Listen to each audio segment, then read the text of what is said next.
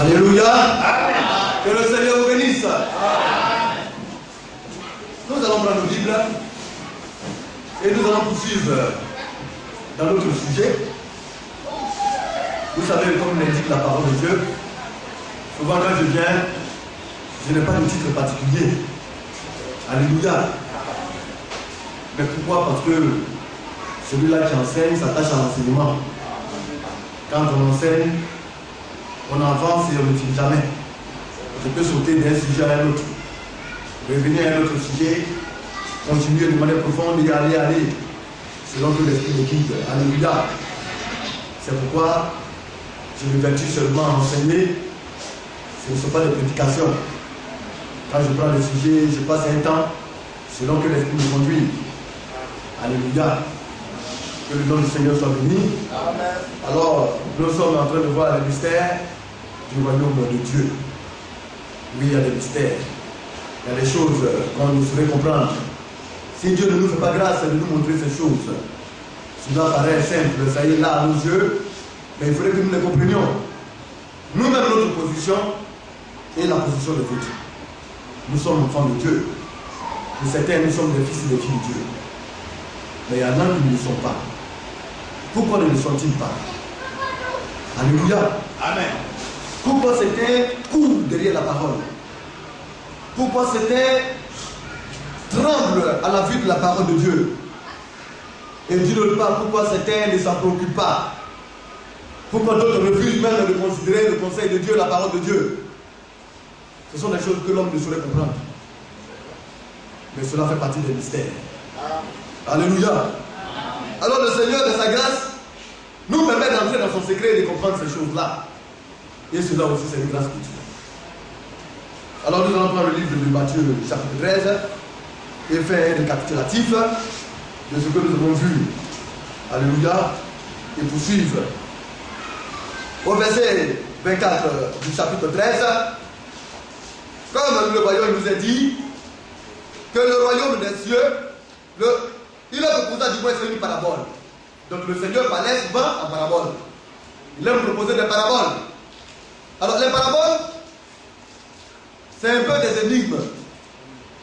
Alléluia. Des choses que tout le monde ne peut pas comprendre. Et il aimait cela. Parce que s'il parle simplement et librement, tout le monde va comprendre. Mais une chose est donnée qu'à ceux à qui cela appartient. Si cela ne t'appartient pas, tu ne comprendras pas. Alléluia. C'est comme quelqu'un qui se lève un beau jour, et puis comme devant mon frère Inès, il s'assoit devant un ordinateur. Il n'a jamais étudié l'ordinateur. Il ne sait même pas ce que c'est. Quand il s'assoit, lui, il regarde, lui, il pense que c'est une télévision. Mais pourquoi? Parce qu'il n'a jamais été instruit à cela. Il ne connaît pas les capacités de l'ordinateur. Mais pour celui-là qui est initié, quand il regarde les gens, de loin, il s'est apprécié. Parce que il connaît ces choses-là. Amen. Et il en est même pour un enfant de Dieu. La sémence de Dieu en lui fait que lorsqu'il attend la parole de Dieu, il perçoit. Il entend comme il se doit. Il voit comme il le faut. Alléluia. Amen. Et il appréhende ces choses-là. Il la garde, il les garde. Alors, le Seigneur, comme il le dit, proposait une parabole. On dit il a proposé. Il vient et te dit, tu es libre. Une proposition, c'est une demande de choix. On vient, on te propose. Amen. Regarde, qu'est-ce que tu en penses? Si tu veux, tu t'intéresses. Si tu ne veux pas aussi, tu ne t'intéresses pas. Tu es libre. Alléluia. Amen. Mais pour un enfant de Dieu, Dieu va me contraindre à s'intéresser à cela. Amen. Alors quand il propose, celui-là qui est intéressé se lève et il dit, mais je veux comprendre l'intérieur de la chose. Parce qu'il y a quelque chose à l'intérieur qui l'attire. Alors il est captivé. Mais celui-là qui ne s'intéresse pas, lui il vient s'asseoir, et puis tant pis. Lui il est venu pour la forme. Amen. Et après il s'en va. Sans avoir rien saisi, sans avoir rien compris. Alors le Seigneur fait toujours des propositions. Il ne t'oblige pas. Alléluia. Tu es libre d'accepter. Tu es libre de t'intéresser à cela ou pas. Amen. Alors il leur proposa une parabole. Comme aujourd'hui, cette parabole nous est proposée ici à nous. Le royaume des cieux est semblable à un homme qui a semé une bonne semence dans son champ. Alors voilà la parabole. Mais l'enfant de Dieu, quand il attend le royaume de Dieu, il dit il y a quelque chose qui se passe. C'est une chose qui m'intéresse. Parce qu'on parle de mon royaume céleste. Mais celui-là qui est profane, il dit ça veut dire quoi? Il ne comprend pas. Ça ne lui dit rien. Alléluia. Et il dit, cet homme est venu semer une bonne semence. Oui, dans un récit de théâtre ou bien sur une scène, il y a des personnages. Ici, nous voyons plusieurs personnages. Hein? Il y a les semeurs. Il y a deux types de semeurs. Alléluia. Amen. Il y a un qui sème la bonne semence et il y a l'autre qui sème la mauvaise semence. Amen. La proposition est donnée de choisir quelle semence tu dois bâtir. Laquelle des semences t'intéresse? Lequel des semeurs t'intéresse? Celui-là qui sème la bonne semence ou bien celui-là qui sème la mauvaise semence? Amen. Alors un homme sème la bonne semence dans son champ. Mais pendant que les gens dormaient, parce que c'est lui le semeur, il a des employés, des travailleurs, des ouvriers qu'il a mis dans son champ pour semer la bonne semence dans son champ. Alors comme ils ont travaillé et qu'ils dormaient, alors la Bible dit un ennemi aussi est venu. Un ennemi. Alléluia. Quelqu'un qui n'est pas bien. Quelqu'un qui pense toujours contrairement, négativement. Amen. À celui-là qui fait bien. Et il est venu à son tour. Alléluia. Et c'est Marie aussi de l'hiver parmi les blés. Et puis il s'en alla. Donc lui, l'ennemi, il a cette manière sournoise de faire. Lui, il vient pendant la nuit, où on ne le voit pas. Là où personne ne peut l'appréhender. C'est là que secrètement il vient, et puis lui il travaille. Alléluia. Et il a semé, et puis lui aussi il est parti. Alors il y a eu deux semeurs. N'est-ce pas? Alors, lorsque l'herbe eut poussé et donné du fruit, l'hiver aussi a apparu. Mais bien aimé, retenez bien. Les deux ont poussé. Hein? L'herbe de Dieu, la bonne semence a poussé. Et l'hiver aussi a poussé. On pense que les païens aussi ne prospèrent pas et ne grandissent pas. Ou bien les enfants du diable ne prospèrent pas et ne grandissent pas. Ce n'est pas la vérité. Mais regardez bien. C'est un champ. Or, quand on parle des champs, on parle de l'établi. Il y a le vent, il y a la pluie et il y a le soleil. Alléluia. Amen. Le vent vient et puis souffle. Pour ceux-là qui sont partis au champ, quand vous voyez un champ de riz, alléluia, le bonheur sur le pain, il parle. Ce matin, bonheur, très bon, très tôt matin, bonheur, quand tu te lèves, parce qu'il y en a qui vont jamais au village. Parce qu'on dit qu'il y a sorcier là-bas. Tu n'as jamais plu. C'est pourquoi tu as peur des sorciers.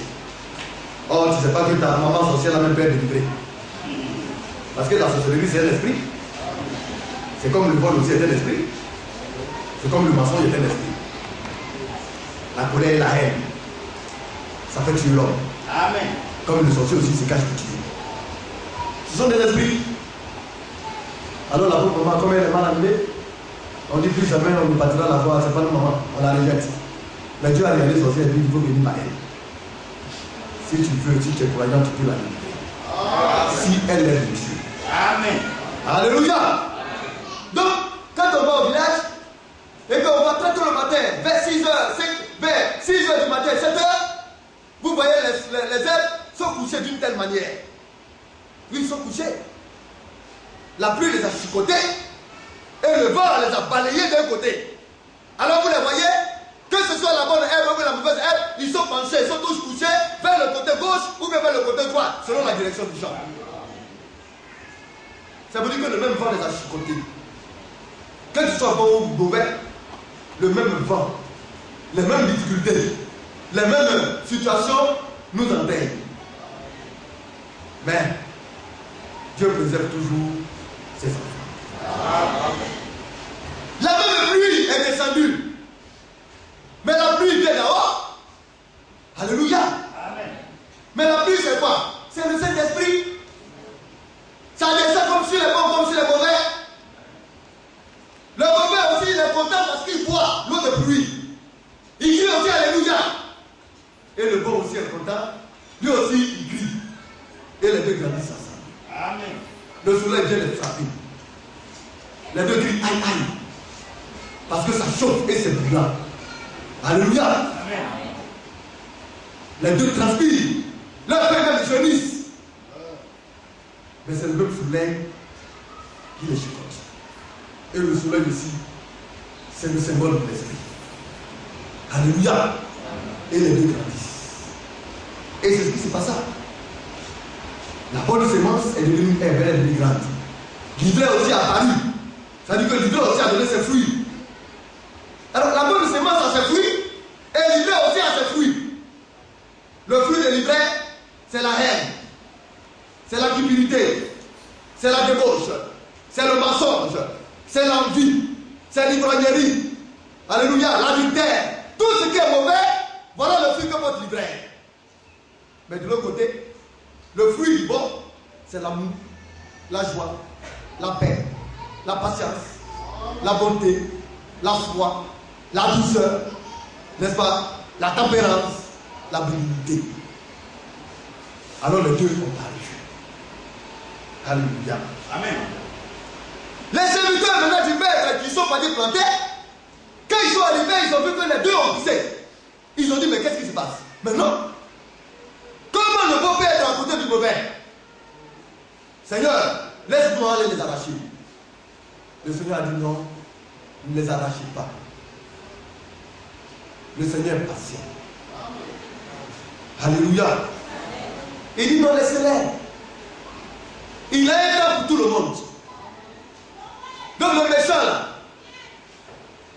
il peut commencer tout petit. De petit dès qu'il est, il commence par devenir méchant. Il mord les hommes, il insulte. Il tape ici, il rentre ici, il vole. Si on ne le corrige pas, et qu'il grandit dans ça, il devient un grand voleur, un grand méchant. Comme il connaît papier, il devient un bon directeur dans une entreprise. Amen. Et c'est lui qui fait les détournements de milliards. Il rose dans les grosses voitures. Alors les jeunes filles, quand ils regardent, ils disent lui, c'est un bon garçon. Lui, c'est un bon fils de Satan. Il sent bon. Il est bien grand. Il est bien posé. Alléluia. Mais il n'a pas de sentiments. Il est prêt à te faire du mal. Il va faire des affaires avec toi et il ne te payera pas ton argent. Et il prendra l'argent qu'il te doit pour aller dans les marchés de bois de nuit, pour sortir avec des femmes dédonnées. Amen. C'est un méchant. Amen. Et il grandit. Il prospère dans ça. Amen. Il a tous les moyens d'aller dans les grands hôpitaux. Amen. Lui, il ne va pas dans l'hôpital public, il est dans la clinique. On le soigne très bien. Il a tous les systèmes préventifs du monde. Oui, il ne tombe pas malade comme ça. Et il vieillit à 90 ans. Comme Dieu a déterminé un âge où tout le monde ne peut franchir, lui il fait de sorte que réellement il puisse durer longtemps sur la terre. Parce qu'à partir de cette vieillesse, on renouvelle son sang à chaque fois. Et il dit, mais Dieu a déterminé un temps pour son jugement. Il n'a qu'à aller se cacher dans le souffle des morts. Mais le jour qui mort, les réalités commencent pour lui. Amen. Et il va achever sa course dans le lieu que Dieu a déterminé à son père le diable. Tout cela est écrit. Mais c'est des mystères. Si le Seigneur ne te donne pas de voir, tu ne verras pas. Et comme tu es chalet, tu vas l'envier. Tu ne sais pas que ta vie modeste, ce que Dieu t'a donné, c'est la meilleure vie qu'il y ait. Tu peux entrer partout, tu peux t'épanouir, tu peux être à l'aise avec le feu que Dieu te donne. Mais le bonheur ne serait venir en dehors de la parole de Dieu. C'est dans la parole de Dieu que tu vas jouir de ton plein bonheur. Et il y en a qui ne comprennent pas. Alléluia. Alors, ces serviteurs, les serviteurs du maître, comme nous le voyons, veillent lui dire, Seigneur,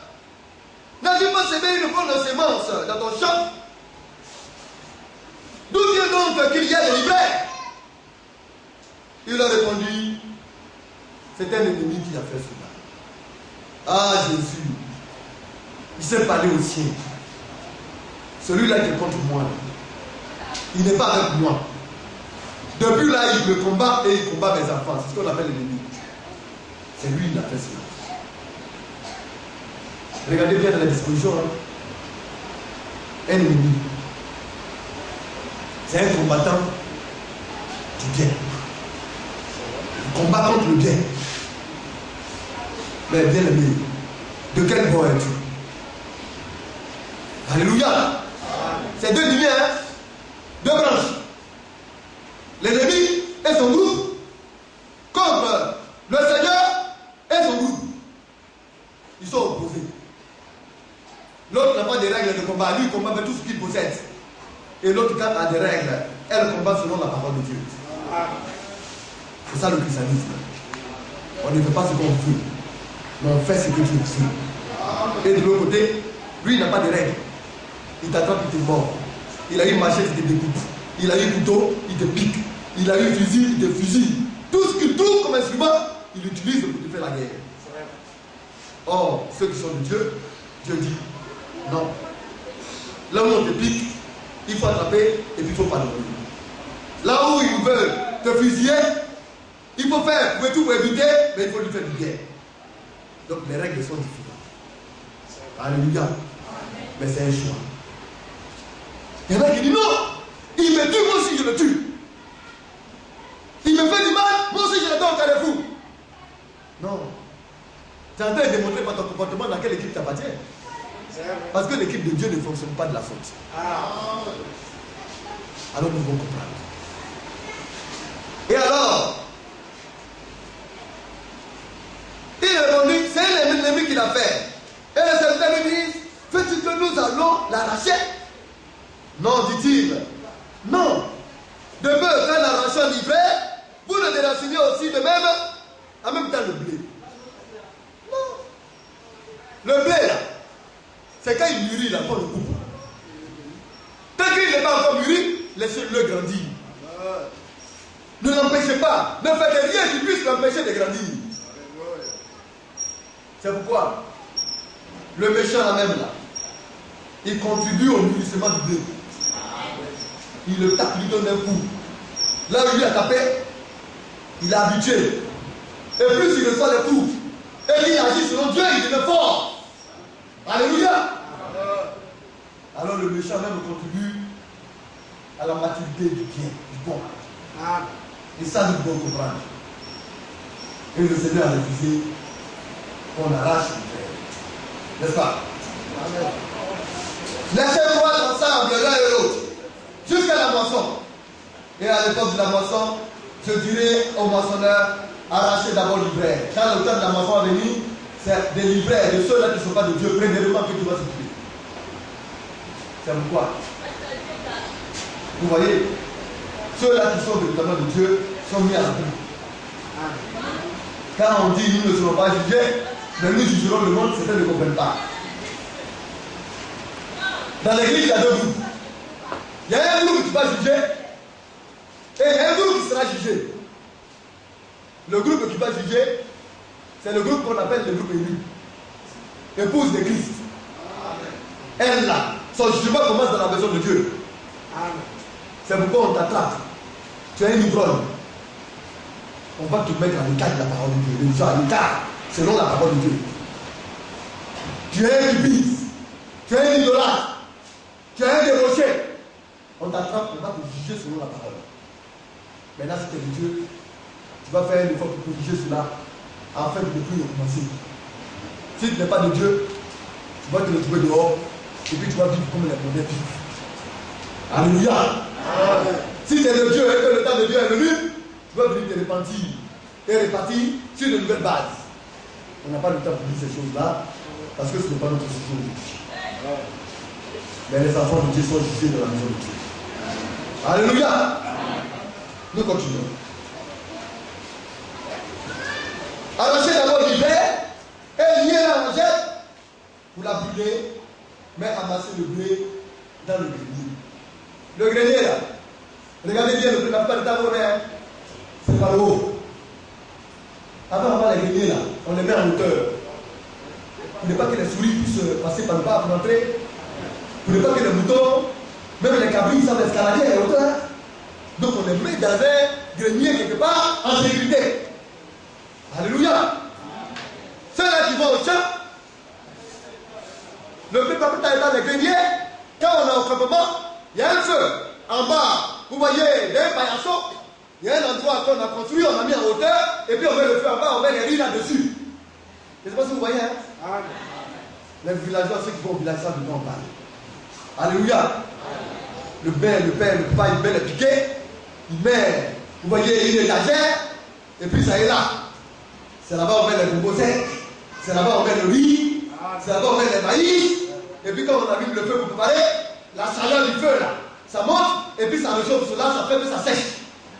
Le jour qu'on veut manger du riz, on fait sortir, c'est bien sec, on pile, on enlève la balle, et puis on prépare, on mange, et puis c'est du bon lié, c'est bon, et c'est intéressant. Alléluia. C'est ça le premier. Il a dit toujours oui. Donc les enfants de Dieu, Dieu va les réveiller dans le royaume de Dieu. Alléluia. Et là-bas, ils seront en sécurité. Et pendant ce temps, la terre sera en bénédiction.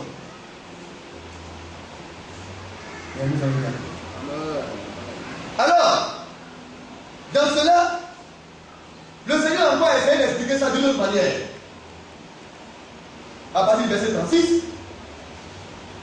Alors, il envoya la foule et entrant dans la maison. Ses disciples s'approchèrent pour lui de lui et dit, explique-nous la parabole du livret du champ. Regardez, hein? Il va poser la question sur la bonne semence. C'est livret là. L'ennemi qui est venu planter là. Alléluia. Livret est à pousser là. Comment cela est-il possible? Parce que eux, ils ont compris que le Seigneur parlait des hommes. Alors ils veulent comprendre, livret là. Explique-nous, Seigneur, ce que c'est.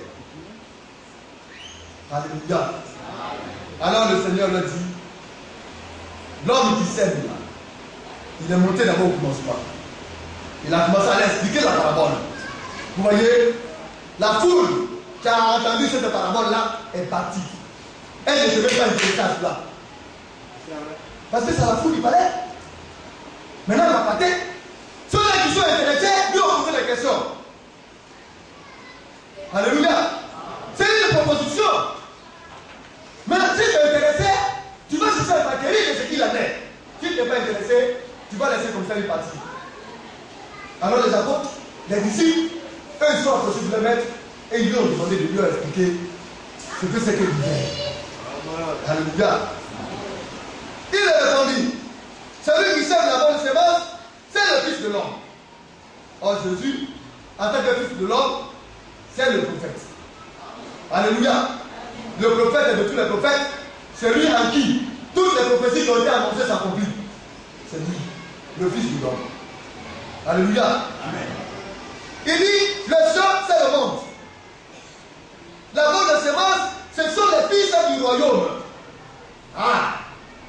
La bonne semence, ils sont appelés fils du royaume de Dieu. Et, comme il le dit encore, ce sont les fils du royaume. L'hiver, ce sont les fils du palais. Alors il y a deux groupes. Les fils du royaume de Dieu, pour ne pas dire du royaume des cieux, et de l'autre groupe, les fils du malin. À deux lignes. Et il va. Il dit l'ennemi qui l'a semé, c'est le diable. Alléluia. Donc le diable, c'est lui qui a semé. Au milieu du champ de Dieu. Bien aimé. Et il dit la moisson, c'est la fin du monde.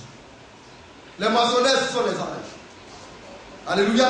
Or, comme on arrache l'hiver et que l'on la jette au feu, il en sera de même à la fin du monde. Donc il y a des choses directement aujourd'hui qui ne nous concernent pas.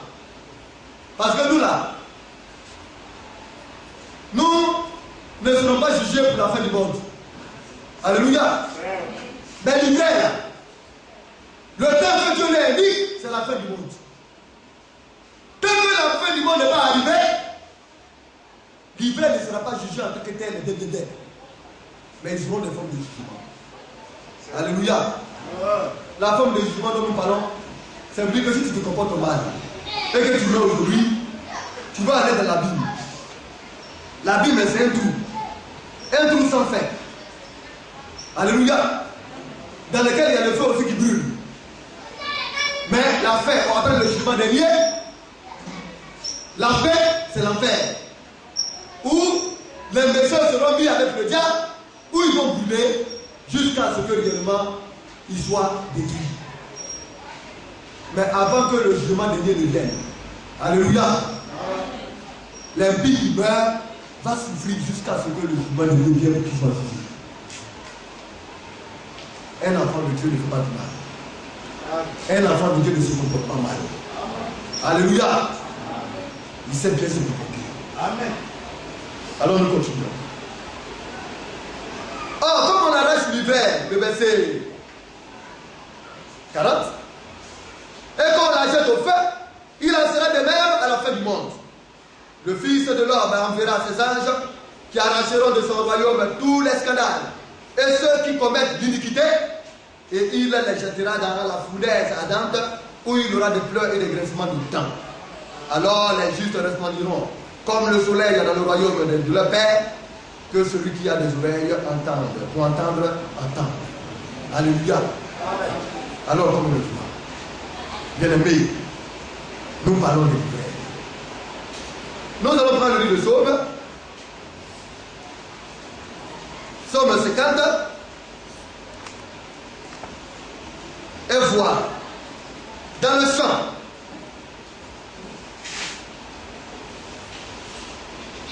le champ, c'est le monde. Mais le monde appartenait d'abord à qui? Alléluia.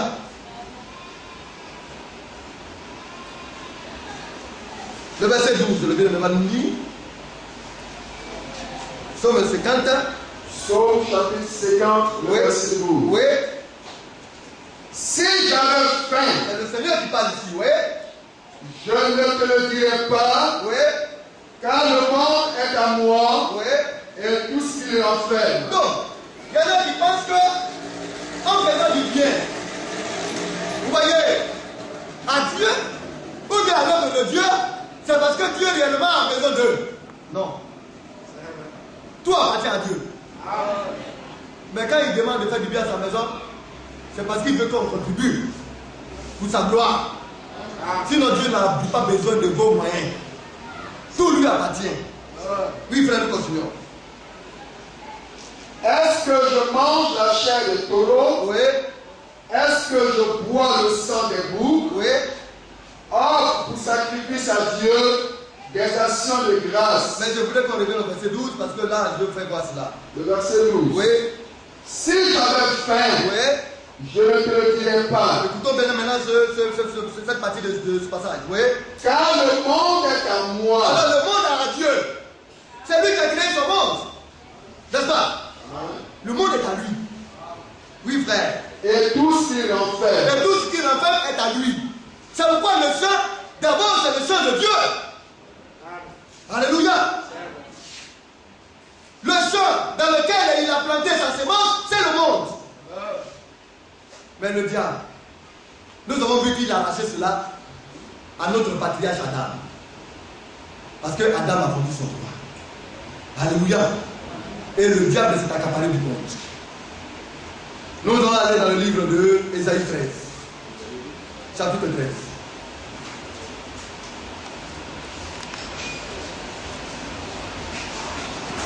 Le verset 11. Ésaïe chapitre 13, verset 11. Oui. Je punirai le monde pour sa malice. Alors, le Seigneur nous dit qu'il va punir le monde pour sa malice. Mais quand on parle du mot malice, ça vient du malin. Alléluia. Le monde a été embrigadé. Le monde a été colonisé par un esprit du malin. Le monde vit dans la malice. Alléluia. Et quand on parle de malice, on parle des œuvres maléfiques. La sorcellerie, les œuvres occultes. Vous voyez, Maïkari, comme on le dit, Rose-Croix, franc-maçonnerie, bouddhisme, par-ci, par-là. les œuvres ésotériques. Tout cela, le diable a rempli le monde de cette malice-là. Et le Seigneur dit, il va juger le monde pour cela. Vous voyez pourquoi le malin est venu. Lui aussi, il a planté sa sémence. Alléluia. Il a accompli son œuvre de malice dans le monde. Et le monde en est infecté. C'est pourquoi le monde, les enfants du malin, du diable ont rempli le monde. C'est vrai. Ils s'en foutent de Dieu. Hein. Ce n'est pas leur problème. Oui. Quand on voit deux hommes qui s'embrassent, deux hommes qui vont ensemble, et puis qui crient partout en demandant le droit, et qui sont soutenus aujourd'hui par les gouvernements de ce monde, on appelle ça quoi? Le haut sommet aujourd'hui du système politique du monde aujourd'hui est gouverné par le malin. C'est vrai. Satan le diable. Et Dieu dit, il va juger le monde pour sa malice. Oui, frère. Le verset 11. Oui. Je punirai le monde pour sa malice. Oui. Et les méchants pour leurs iniquités. Je ferai cesser l'orgueil des hautains. Et j'abattrai l'arrogance des tyrans. Donc, on parle des méchants, on parle d'iniquité, on parle d'orgueil, on parle de hauteur, alléluia, on parle d'arrogance et de tyrannie. Voilà ce qui caractérise le monde unique du diable. Un enfant de Dieu ne peut pas se retrouver là-dedans. Et Dieu va juger ce monde. Alléluia. Nous allons aller dans le livre de Jean 17, le verset 15. Jean chapitre 17, le verset 15. Oui, au verset 16. Je ne te prie pas de les ôter du monde, Oui. mais de les préserver du malin. Donc, nous, au travers des apôtres et du conseil qu'ils ont reçu, nous sommes dans le monde, mais nous ne vivons pas selon le monde. On est différents. Le monde, c'est le champ. Et Dieu nous a planté à l'intérieur du monde. Mais, ayant été planté, la sémence qui est en nous fait que nous sommes contraires à la manière de voir du monde. C'est pourquoi le Seigneur dit, alléluia, Je ne te prie pas de les ôter du monde, de les ôter du monde, de les enlever du monde, parce qu'ils ont été plantés dans le monde. Tu es le seul, n'est-ce pas? Oui, frère. mais de les préserver du malin. Alors le malin, comme lui, il est venu la nuit pour planter sa semence, c'est pourquoi vous voyez que les systèmes, les autorités et autres, la sorcellerie, la magie, la franc-maçonnerie, tout ce qu'ils font, ils le font en cachette et dans des endroits très élevés. Ils sont nocturnes. Ils sont ténébreux. Ils aiment tout ce qui est noir. Ils se cachent pour agir. Ils boivent le sang. Ils sacrifient des êtres vivants. Vous voyez, ils font des pactes avec l'ennemi. Ils ont toutes sortes de vices, des homosexuels. Alléluia. Des efféminés. Toutes sortes d'esprits mauvais. C'est pourquoi Dieu les traite de toutes sortes d'oiseaux impurs. Toutes espèces d'oiseaux. Oh bien-aimé. Mais le Seigneur dit, je ne te dis pas de les ôter du monde, mais garde-les du malin. Oui, ils sont dans le monde, mais préserve-les. Il faut les garder. Quand le malin ne touche pas, alléluia, le malin ne peut pas faire du mal ou bien arracher la vie d'un enfant de Dieu. Ce n'est pas possible. Parce que c'est une prophétie donnée par Dieu. Que le malin ne les touche pas. Maintenant, si tu es de Dieu, et ne pas, le sorcier ici, il y a une goutte qui me guette. Non, il y a le sorcier qui met dans les autres. Il va te faire quoi? Il ne veut pas te toucher. Ce sont des hommes qui aiment souvent plénicher. Et ça, là, c'est un sorcier qui a fait cela. Ça, là, le mal des sorciers sont dans ma maison. Ah! Sorcier, il est content, quand il a eu courage, il casse dans ta maison, il vient. Mais c'est extraordinaire, hein? Mais toi, c'est comment, et puis le sorcier, lui, il vient de ta maison pour danser. Non. Un sorcier ne peut pas venir à la lumière. C'est que la lumière est un problème. Alléluia. Dans cette maison, à cause de la faiblesse du courant, il y a des néons qui s'allument et qui s'éteignent, s'allument et qui s'éteignent. Alors le diable dit, moi, c'est danser. Quand c'est s'éteint, moi, je suis là. Quand ça s'allume, je me cherche.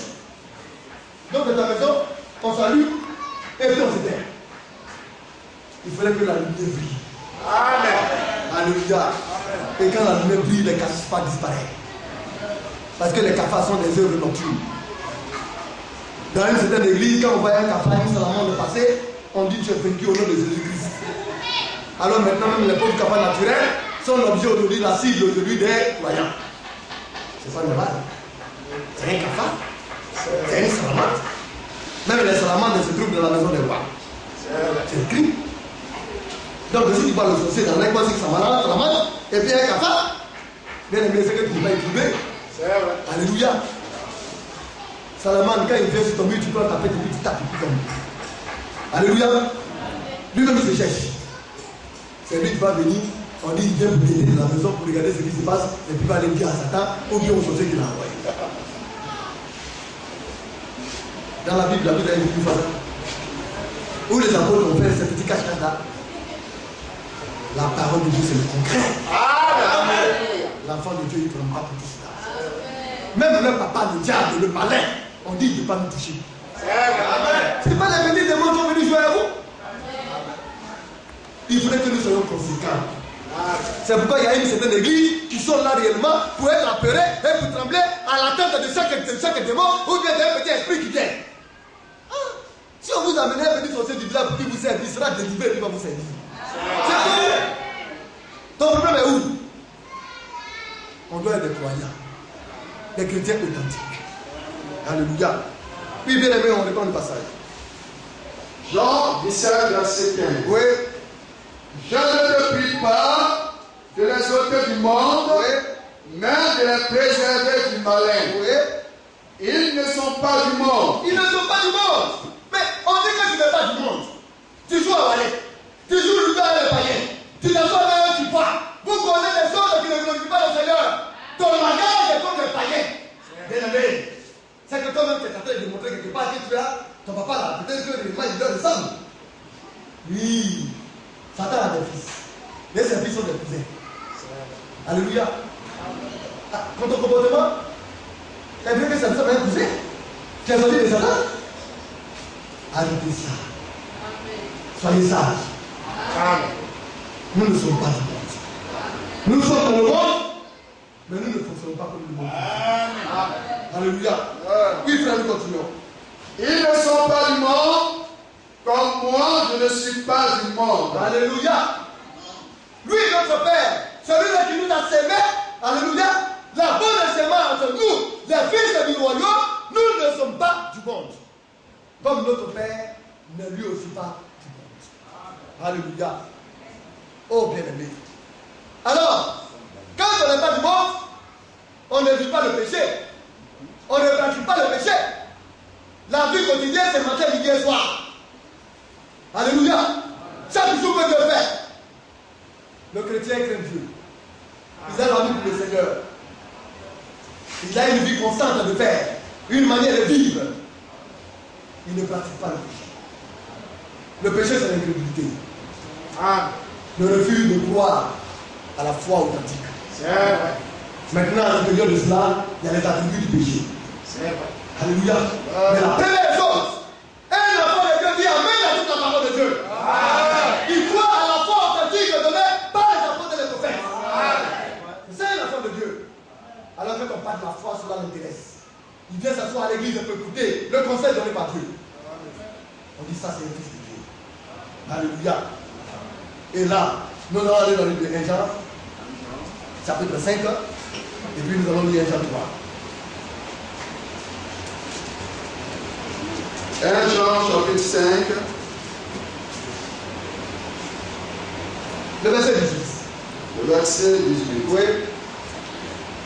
Nous savons que quiconque est né de Dieu ne pratique pas le péché. Quiconque est né de Dieu, il ne pratique pas le péché. Il ne vit pas le péché. Oui. C'est ça le frère. Il est de la débauche. On lui parle, il continue de vivre là-dedans. On ne comprend pas. Alléluia. Ça devient une pratique. S'il est tombé, et puis il se bat pour en sortir, et puis il glisse, il tombe, il se relève, il continue de se battre, on dit ça là. C'est un esprit qui le fatigue, il se bat pour en sortir. Mais il y en a, il se couche là-dedans. Et puis il ne veut même pas attendre de parler de Dieu. Il vient dans l'église quand il veut. Alléluia. Et quand ils viennent, ils ne sont pas à l'aise. Ils sont à l'aise dans le monde. Ils pratiquent le péché. Dieu ne dit pas qu'un enfant de Dieu ne tombe pas. Ou bien il ne tombe pas de l'erreur. Dans le même livre de Jean, il dit que celui qui dit qu'il n'a pas de péché, c'est un menteur. Mais le péché ne tombe pas, ce sont les attributs de petites fautes, de ressemblance par-ci par-là, de petits problèmes de colère, de haine, de petits glissades. Mais l'enfant de Dieu c'est clair parce que ce n'est pas sa vie quotidienne. Mais l'autre, il est avec les païens. La parole de Dieu, ce n'est pas sa préoccupation. Il s'en mord de cela. Bien aimé, le péché, c'est l'incrédulité. Oui, frère, nous continuons. Nous savons que quiconque est né de Dieu ne pratique pas le péché, mais celui qui est né de Dieu se garde lui-même et le malin ne le touche pas. Et le Seigneur encore le dit, il se garde lui-même dans la foi. Alléluia. Et puis le malin ne peut pas s'amuser pour le toucher. Il ne peut pas. Il ne peut pas s'amuser parce qu'il est né de Dieu. Il a expérimenté la nouvelle naissance. Il est né du baptême d'eau et de l'esprit. Il n'est pas né du sang et de la chair. Son papa et sa maman ne sont plus importants pour lui que Dieu. Oui, papa et maman l'ont fait, mais lui il est né de nouveau pour entrer dans le corps du Seigneur. C'est pourquoi, pour être chrétien, on pense que c'est un autre qui va nous faire le choix. Non. C'est nous-mêmes qui décidons par notre choix. C'est pourquoi la proposition de la parabole est donnée. Est-ce que tu veux? Est-ce que tu veux comprendre? Est-ce que tu veux être le nôtre? Est-ce que tu veux faire partie de la maison de Dieu? Alors si tu dis oui, alors tu ne seras pas incrédule. Tu seras obligé de veiller à ce que les règles établies par Dieu soient appliquées dans ta vie. Oui, frère, continue.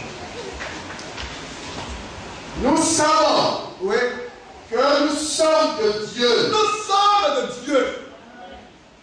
Nous sommes de la parole de Dieu. Nous croyons à toute la parole du Seigneur.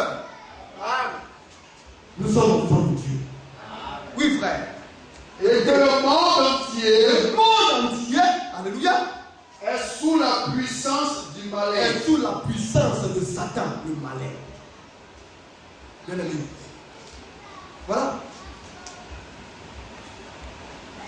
Comme Dieu est plus puissant que lui, quand Dieu a sémé le blé, et l'endroit où le blé est sémé, c'est dans l'église. C'est dans l'église. Voilà le chant de Dieu. Alléluia. Maintenant, l'ivraie là, c'est autour de nous. Bien aimé. Nous allons prendre 1 Jean 2. 1 Jean 3, je pense. Le frère va dire rapidement. Avant du verset 4. Quiconque pratique le péché transgresse la loi. Et le péché est la transgression de la loi. Or, vous le savez, Jésus a paru pour ôter les péchés et il n'y a point en lui de péché. Donc, pour nous, enfants de Dieu, Jésus a ôté nos péchés. Or, le péché, c'est la transgression de la loi. Alléluia. C'est le combat d'incrédulité. Oui, frère. Quiconque demeure en lui ne pratique pas le péché. Mais en lui, c'est quoi? Qui est Jésus? Il est le Fils de Dieu.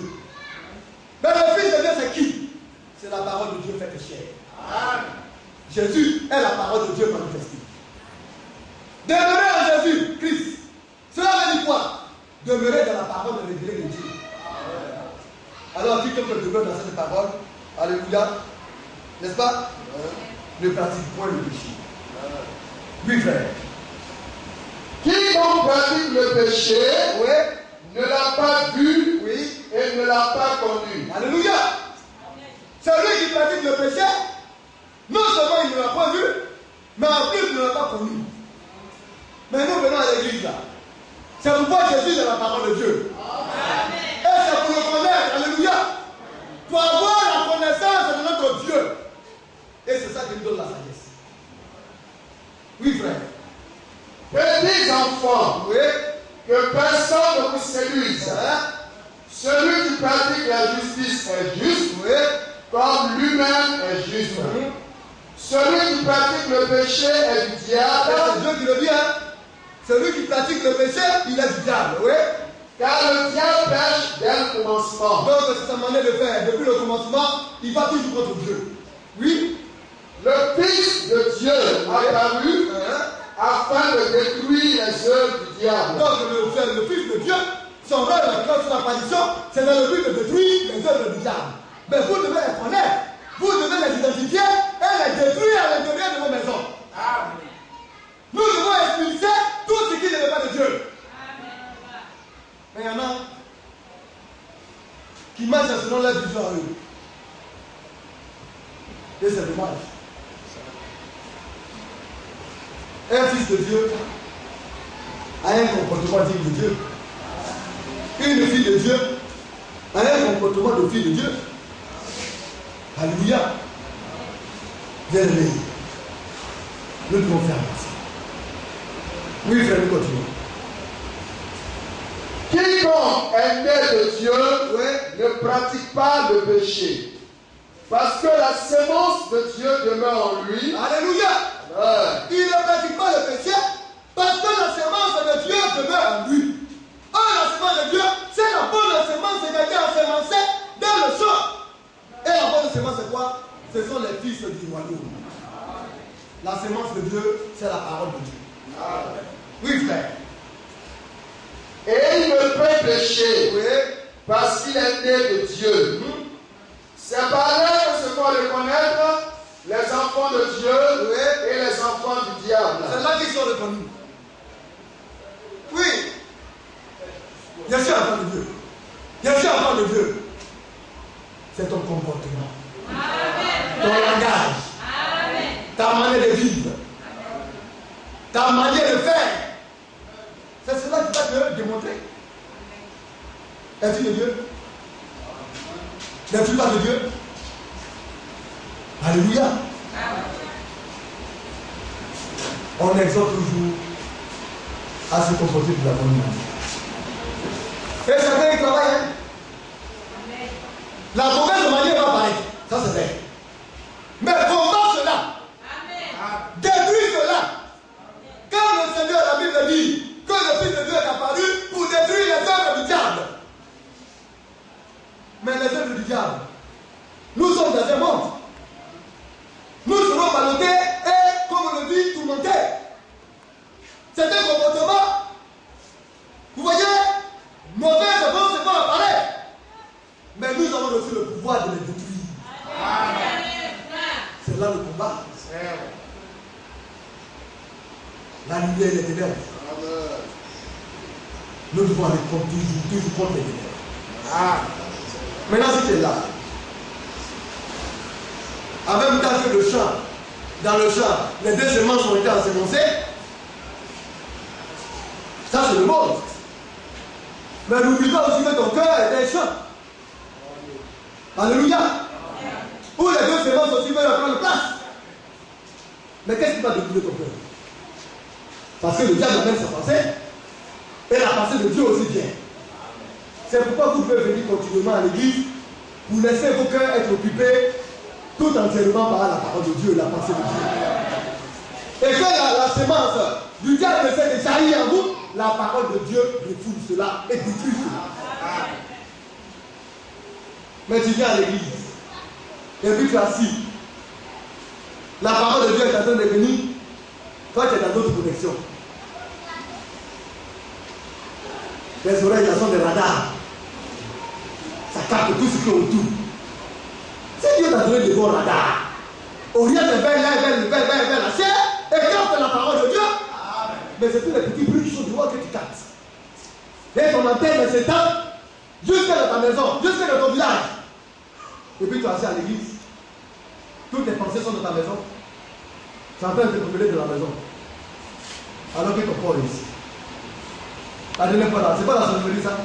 Amen. Tu sors de ton corps. Bien aimé. pour rester ici. Que ton âme soit présente. Tout le oreilles est ici et reçoit la parole de Dieu. Et que cette parole-là remplisse ton cœur. Afin qu'elle puisse expulser toute œuvre du diable et le détruire.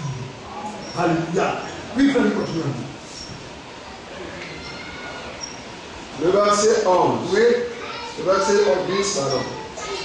C'est par là que se font reconnaître les enfants de Dieu et les enfants du diable. Oui. Quiconque ne pratique pas la justice n'est pas de Dieu, Oui. ni celui qui n'aime pas son frère. Donc, bien aimé, les choses combien? Tu n'as pas d'autre choix. Quelqu'un va venir. C'est pas facile d'aimer, hein. Faites attention à la petite chose au bout. Que le ministre a joli, faites attention. Alléluia. C'est pas facile d'aimer. Vous allez voir, un frère et une soeur qui vient, et bien est bizarre. Alors, quand on vient auprès d'elle, c'est gênant. On n'est pas bien. On préfère l'accompagner des autres qu'elle, ou bien que lui. L'Esprit de Jésus ne rejette pas. On n'a pas dit vite à tout. Donc on fait aussi qu'ils se sentent bien. Parce que Jésus lui ouvre les bras. Ceux-là qui se portent mal là, il fait de sorte qu'ils se sentent bien dans la maison. Le monde entier peut le bouger. Il peut bafouer. Mais quand on vient à Jésus, on est sécurisé et on est content. C'est pourquoi nous devons aimer tout le monde. Alléluia. Le pasteur, c'est un pasteur fait à l'argent. Et comme le frère vient, alors il doit se précipiter pour prêter oreille à la tentation du frère. Parce qu'il sent bon, il a l'argent. Non. Au contraire. Là où le frère qui sent bon là, le pasteur, lui prête une oreille, là où celui qui sent pas bon là, quand il vient le pasteur, lui prête deux oreilles. Mais il n'a pas de même pour tout le monde. Souvent c'est douloureux, c'est difficile. Vous pensez que quand le pasteur fait un effort pour que tout le monde soit bien, vous pensez que c'est facile? Les fils de Dieu n'ont d'autre choix que d'aimer. Les filles de Dieu n'ont d'autre choix que d'aimer. C'est la nature. Alors quand quelqu'un vient, quand il rentre, il sait qu'ici il y a le confort. Mais ça ne veut pas dire qu'on ne va pas lui dire la vérité. Parce qu'il vient là. Pour être bien là, il n'a qu'à se préoccuper de la parole de Dieu. Amen. Mais s'il vient pour autre chose, les enfants de Dieu vont bien te recevoir, et puis quand tu vas à ta situation, tu t'as bâti. Parce que les fils, ceux-là qui ne sont pas de Dieu, là, ne restent pas dans la maison. Amen. L'étranger là, il vient et puis ça va. Un étranger peut venir avec un pantalon déchiré. Quand on voit un peu pauvre, on n'a pas encore le diable, mais on va en avoir. Avec la portion de Dieu, si prête à Dieu bientôt. Donc, quand il voit un frère qui vient toujours avec deux pantalons, dans sa chemise, quand vous voyez, il y a fil noir, il y a fil blanc, il y a fil orange, tous sont des fils qui l'accommodent cela. Leur rôle, c'est d'informer le pasteur et de trouver rapidement quelques vêtements pour ce frère. Une soeur qui est là, quand on la regarde, on sait si elle est pauvre ou bien elle n'est pas pauvre. Est-ce qu'on a besoin de vous dire qui se porte bien et ou qui se porte mal? Non. Le discernement vous amène à savoir que celui-là il est dans l'infidélité, il souffre. Amen, c'est vrai. Mais un fils de Dieu ne fait pas. Alléluia. Mais ce n'est pas aussi parce que les fils de Dieu sont compréhensifs que ceux-là aussi qui viennent, aussi qui sont dans la misère, vont exagérer, ils vont abuser. Il faut savoir faire l'équilibre et la part des choses. Mais quand les diacres sont venus, leur rôle c'est ça. tu es pauvre. Si l'église a les moyens, c'est de t'aider à t'en sortir. On va essayer une fois, ça échoue 2 fois, ça échoue 3 fois, ça échoue. Bien aimé, c'est que toi on te classe et puis maintenant, on va te faire tout voir toujours le monde parce que tu ne seras jamais riche. Alléluia. Parce qu'on t'a aidé plusieurs fois, ça ne va pas. On passe à quelqu'un d'autre. Mais si tu souffres de temps en temps, on va t'aider. Toi, tu seras là toujours pour être aidé. Mais on ne te méprisera pas parce que tu es pauvre. On ne te haïra pas parce que tu es misérable. On sera là toujours pour toi. Mais Dieu sait qu'on t'a aidé. Amen. Alléluia. Parce que dans la maison de Dieu, il y aura toujours des indigents. Il y aura toujours des pauvres et des malheureux. Parce que si cela n'existe pas aussi, le monde là aussi n'existera pas dans la parole de Dieu. Faire du bien aussi aux pauvres là n'existera pas. C'est quand Dieu permet à ceux à certains d'être riches et à d'autres d'être pauvres. C'est ça aussi la parole de Dieu. Oh bien aimé. Il fait du bien. Car ce qui vous a été annoncé, oui, et ce que vous avez entendu dès le commencement, oui, c'est que nous devons nous aimer les uns les autres. Oui, le commencement, c'est l'âge des apôtres. L'âge de Éphèse, le premier âge où il y a la foi. Ça, c'est l'âge du commencement. Ce commandement, c'est que nous devons nous aimer les uns les autres. Amen. Mais nous sommes parvenus à la fin du temps. Mais la fin du temps, là, c'est quoi? C'est dans cet âge-là. Le dernier, l'âge de l'amour fraternel. Ah, ce qui a été, c'est ce qui sera. Les livres de la fin du temps vont être assemblés à l'église de commencement. On va aller au ciel. Or, c'est là la paix, la vraie semence a été commencé. Et elle a grandi, elle a poussé. Elle a poussé jusqu'à maintenant. À la fin, elle va atteindre la maturité. Le vrai grain là, qui a été sémé à l'âge de l'apôtre, c'est dans notre temps qu'on va recueillir cela. Les vrais chrétiens qu'on a vus au temps des apôtres, on va recueillir les mêmes chrétiens à la fin du temps. Bien aimé. Et là, le temps avance. Le Seigneur dit de ne pas être comme Caïn. Nous avons lu cela. Oui. Et ne pas ressembler à Caïn, oui, qui était du malin. Il était du malin. Et qui tua son frère. Alors il tua son frère. Alléluia. Le mercredi ou le vendredi, nous allons parler de qui est Caïn. Ah oui. Vous allez voir comment Caïn s'est comporté. Ne pensez pas que Dieu ne fait les choses au hasard. Caïn était petit. Il n'était pas d'Adam. Il ne venait pas de Dieu. Mais il a été adopté par Adam. Caïn a grandi sous le toit d'Adam. Mais Adam était fils de Dieu, parlait certainement de la parole de Dieu de la maison. C'est là-bas que je disais, l'enfant voit par son jeune âge qui sera demain.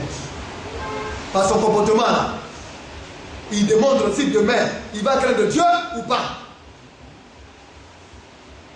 Donc Caïn a été élevé par Adam.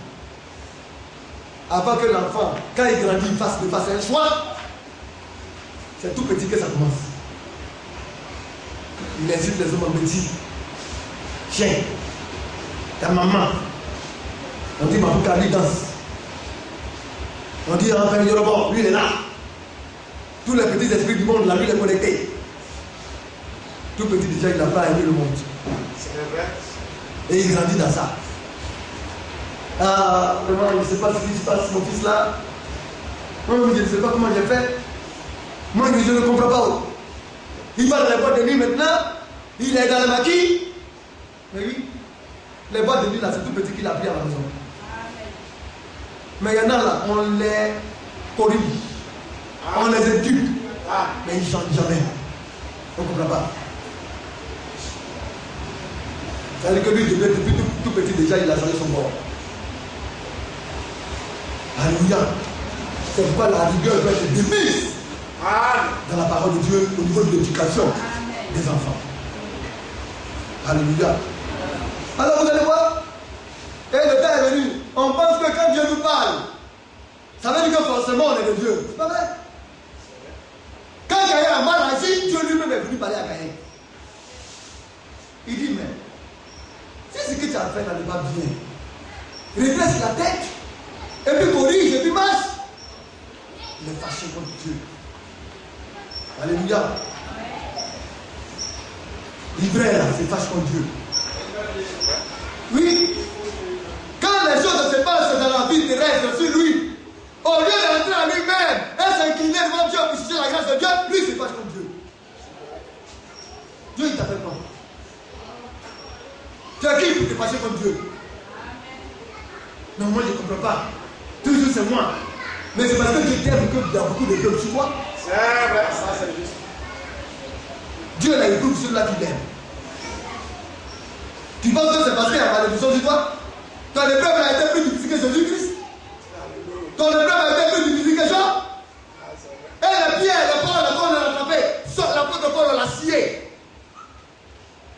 Aujourd'hui, la tu vas mourir comme ça. Si on a dit non, lui, la malédiction, la misère est sur sa tête. Mais pourtant, ça a été des saints hommes de Dieu. Alléluia. Un enfant de Dieu ne sera pas à l'abri d'épreuve. Mais dans l'épreuve, il bénit Dieu. Amen. Il ne maudit pas Dieu. Nous pardonnons ces choses. Alléluia.